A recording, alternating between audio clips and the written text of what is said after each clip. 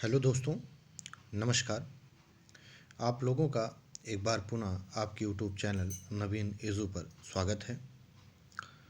Revision series में हम ग्राम समाज एवं विकास की सीरीज लेकर आए हैं। यह सीरीज 20 प्रश्नों का है। पहला प्रश्न है, उत्तर प्रदेश की सर्वाधिक लंबी नहर कौन सी है? का आगरा नहर, खा शारदा नहर, गा ऊपरी गंगा नहर, घा निचली गंगा नहर। तो दोस्तों, उत्तर प्रदेश की सर्वाधिक लंबी नहर कौन सी है? तो वह हो जाएगा शारदा नहर। शारदा नहर दोस्तों जो नेपाल सीमा के समीप बनबसा, कहाँ से निकलती है दोस्तों? बनबसा से यह निकलती है और इसकी जो कुल लंबाई है वो 12,368 किलोमीटर है। अगले प्रश्न पे आएंगे हम। भारतवर्ष में प्रथम कृषि विश्वविद्यालय की स्थापना की गई थी? का कुमारगंज अयोध्या, खा पंतनगर, गा कानपुर, घा मेरठ। तो दोस्तों, भारतवर्ष में प्रथम कृषि विश्वविद्यालय की स्थापना की गई थी पंतनगर में। इसका पूरा नाम था गोविंद बल्लभ पंत कृषि एवं प्रौद्योगिकी विश्वविद्यालय। अगले क्वेश्चन पे हम चलेंगे। भूमापन में जरीब लाइन के आरंभ तथा समाप्त होने के स्थान बिंदु को क्या कहते हैं? का बिंदु, खा स्टॉप, गा टारगेट, घा मुकाम। तो दोस्तों, भूमापन में जरीब लाइन के आरंभ तथा समाप्त होने के स्थान बिंदु को हम मुकाम कहते हैं। अब दोस्तों, हम मुकाम जान ले। मुकाम जो होता है एक लंबाई मापने की इकाई होती है। एक जंजीर की दूरी नापी जाती है, मतलब एक जंजीर होता है उसी से जो दूरी नापी जाती है, मतलब ये दूरी मापने की एक इकाई होती है। एक जरीब की जो मानक लंबाई होती है दोस्तों वो 66 फीट होती है। कितनी होती है? एक जरीब की लंबाई 66 फीट होती है, या उसे हम 22 गज कह सकते हैं, या उसे हम 4 लट्ठा कह सकते हैं। और जो एक जरीब होती है दोस्तों वो 100 कड़ियों से मिलकर बनी होती है। अगले प्रश्न पे चलेंगे। उत्तर प्रदेश सरकार द्वारा नई कृषि नीति कब घोषित की गई थी? का 2002, खा 2003, गा 2004, घा 2005। तो दोस्तों, उत्तर प्रदेश सरकार द्वारा नई कृषि नीति घोषित की गई थी 2005 को। कब दोस्तों? 2005 को, 29 दिसंबर 2005 को नई कृषि नीति घोषित की गई थी। उस समय जो नई कृषि नीति घोषित की गई थी वो 1.5% की कृषि विकास दर को बढ़ाकर 4% वार्षिक करने का लक्ष्य रखा गया था। अगले प्रश्न पे चलेंगे दोस्तों हम। मिड डे मील योजना के तहत पका पकाया भोजन कब दिया जाने लगा? ये दो तरीके से इसमें प्रश्न बनते हैं दोस्तों। एक पूछता मिड डे मील योजना कब से प्रारंभ की गई, और एक क्वेश्चन पूछ रहा है कि मिड डे मील योजना के तहत पका पकाया भोजन कब से दिया जाने लगा। तो ऑप्शन नंबर है का 2001, खा 2002, गा 2003, घा 2004। तो पका पकाया भोजन दोस्तों 2004 से दिया जाने लगा। जबकि अगर मिड डे मील योजना की शुरुआत पूछता है तो 15 अगस्त 1995, 15 अगस्त 1995 से मिड डे मील की योजना की शुरुआत हुई थी। वहीं दोस्तों, आपका जो अगर पका पकाया भोजन पूछता है तो 2004। मिड डे मील है क्या? ये सरकारी प्राथमिक विद्यालयों में पढ़ने वाले बच्चों को पोषण युक्त भोजन के लिए मिड डे मील योजना चलाई गई थी। अगले प्रश्न पे चलेंगे दोस्तों हम। भूमि सुधार के विषय किस सूची से संबंधित है?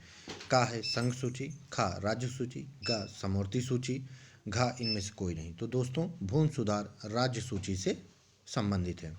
राज्य सूची भूमि सुधार जो है दोस्तों ये 9वें अनुसूची में है, संविधान के 9वें अनुसूची में ये है। अगले क्वेश्चन पे हम चलेंगे। भूधारण प्रणाली की रैयतवाड़ी व्यवस्था की शुरुआत भारत में किसने की? का लॉर्ड कॉर्नवालिस, खा थॉमस मुनरो, गा चेम्सफोर्ड, घा क्लाइव। तो भूधारण प्रणाली की रैयतवाड़ी की व्यवस्था दोस्तों थॉमस मुनरो के द्वारा, किसके द्वारा शुरू की गई थी?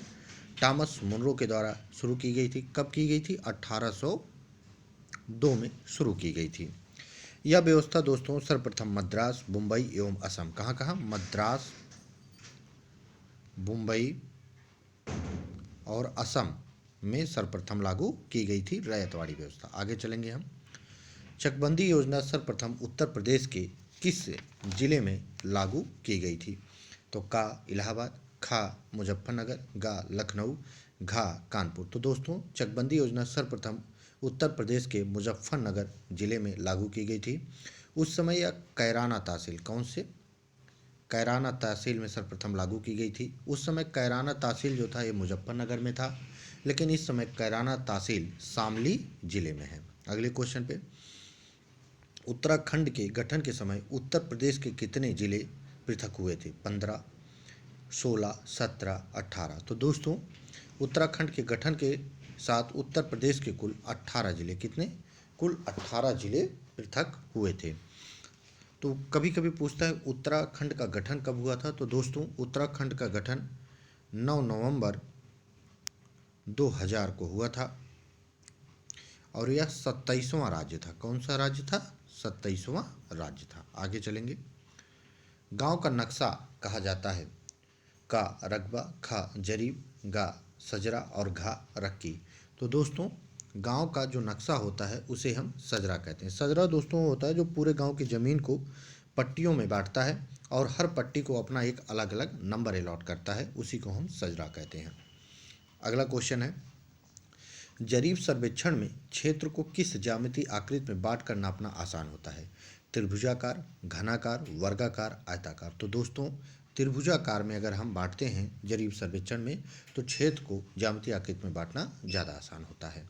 अगले क्वेश्चन पे, राज्य में कृषि जलवायु प्रदेशों की संख्या कितनी है? 7 है कि 8 है कि 9 है कि 10 है? तो राज्य में कृषि जलवायु प्रदेशों की कुल संख्या दोस्तों 9 है। उत्तर प्रदेश वर्षा एवं मृदा के आधार पर 9 कृषि जलवायु क्षेत्रों में बांटा गया है। अगले क्वेश्चन पे हम चलेंगे। भारत में हरित क्रांति का जनक किसे माना जाता है?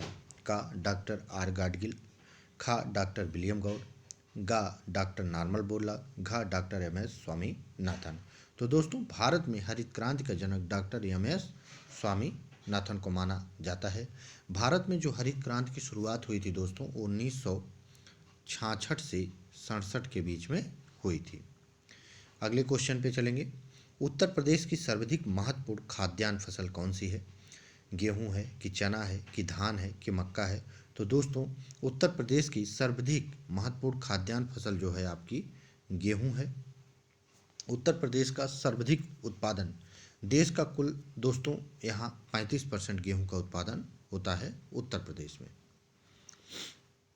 और पूरे विश्व का जो देश में गेहूं का उत्पादन होता है वो 12.5% होता है। 12.5%, कुल देश का उत्तर प्रदेश में 35% और पूरे विश्व का भारत में 12.5% होता है। देश में चावल के बाद दूसरी ऐसी ये फसल है जो सबसे ज़्यादा पैदा होती है। चलते हैं अगले क्वेश्चन पे। जनसंख्या की दृष्टि से उत्तर प्रदेश का भारत में कौन सा स्थान है? प्रथम है, द्वितीय है, तृतीय है, चतुर्थ है? तो जनसंख्या की दृष्टि से अगर दोस्तों पूछता है तो इसका प्रथम स्थान है। वहीं अगर क्षेत्रफल की दृष्टि से पूछता है तो चौथा स्थान है। तो चौथा स्थान इसके 3 पहले पूछता है तो राजस्थान है, मध्य प्रदेश है, महाराष्ट्र है, उसके बाद उत्तर प्रदेश है अगर क्षेत्रफल की तरीके से पूछता है। और जनसंख्या की तरफ से पूछता है तो आपका उत्तर प्रदेश प्रथम स्थान पे है। अगले क्वेश्चन पे हम चलेंगे। उत्तर प्रदेश राज्य के राजस्व का मुख्य स्रोत क्या है? राज्य उत्पादन कर, खा स्टाम्प शुल्क, गा भू राजस्व, गा व्यापार कर। तो दोस्तों उत्तर प्रदेश राज्य के राजस्व का मुख्य स्रोत जो होता है वह व्यापार कर है। व्यापार कर का योगदान दोस्तों 57% का योगदान है। 57% का योगदान है राजस्व कर में। सबसे अधिक राजस्व प्रसाद किस जिले से प्राप्त किया जाता है? तो दोस्तों हो जाएगा वो गाजियाबाद से। अगले क्वेश्चन पे हम चलेंगे। सर्वाधिक ग्रामीण जनसंख्या प्रतिशत किस राज्य का है? उत्तर प्रदेश का है कि मध्य प्रदेश, हिमाचल प्रदेश, महाराष्ट्र? तो दोस्तों सर्वाधिक ग्रामीण जनसंख्या प्रतिशत वाला राज्य आपका हिमाचल प्रदेश है। 2011 की जनगणना के अनुसार हिमाचल प्रदेश में 90% जनसंख्या क्या है? ग्रामीण जनसंख्या है। अगले क्वेश्चन पे चलेंगे। उत्तर प्रदेश में सर्वाधिक उत्पादन वाली तिलहन फसल है? का सोयाबीन, खा तिल, गा मूंगफली, घा सरसों। तो दोस्तों उत्तर प्रदेश की सर्वाधिक उत्पादन वाली जो तिलहन फसल है वह सरसों है।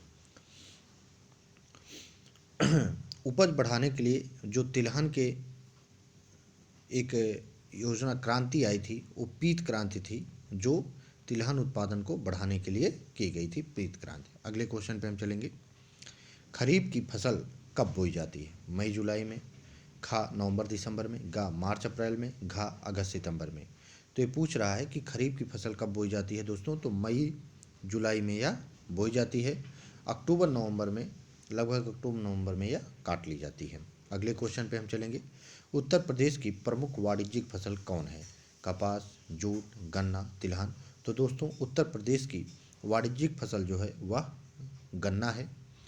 यह कुल कृषि योग्य भूमि का 13% भाग पर बोया जाता है। कितने परसेंट भाग पर? 13% भाग पर बोया जाता है गन्ना। शक्कर का कटोरा भी उत्तर प्रदेश को कहा जाता है, शक्कर का कटोरा। दोस्तों आप लोगों के बीच में ये 20 क्वेश्चन की सीरीज हम लेकर आए थे। अगर आप लोगों को यह वीडियो अच्छा लगे तो हमारे चैनल को सब्सक्राइब करें, शेयर करें, लाइक करें। धन्यवाद दोस्तों, नमस्कार।